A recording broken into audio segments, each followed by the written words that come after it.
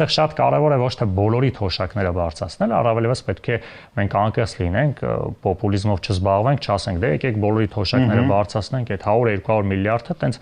իհարկե կարելի է թղթի վրա ասել դե 200 միլիարդը այս կարելի է կրճատել, սա կարելի է կրճատել, բայց իրականությունը այդպես չէ, որովհետև բյուջեն նաև բավականին մեծ ծախսերի անհրաժեշտություն ունի այլ ոլորտներում, հետեւաբար շատ ավելի արդյունավետ է, երբ որ մենք բարձրացնենք կենսաթոշակները նվազագույն տեսանկյունից, այսինքն օրինակ ասենք, որ Հայաստանում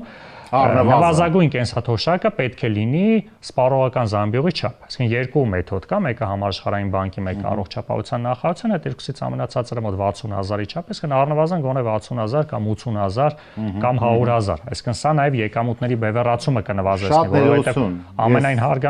ամենայն հարգանքով բայց 150,000 դրամ կենսաթոշակ ստացող մեր քաղաքացիների խնդիրը շատ ավելի քիչ սուր է, քան ասենք 40,000 դրամ ստացող։ Հետևաբար, եթե դու ունես սահմանափակ միջոցներ, պետք է սկսես օգնել աղքատներին։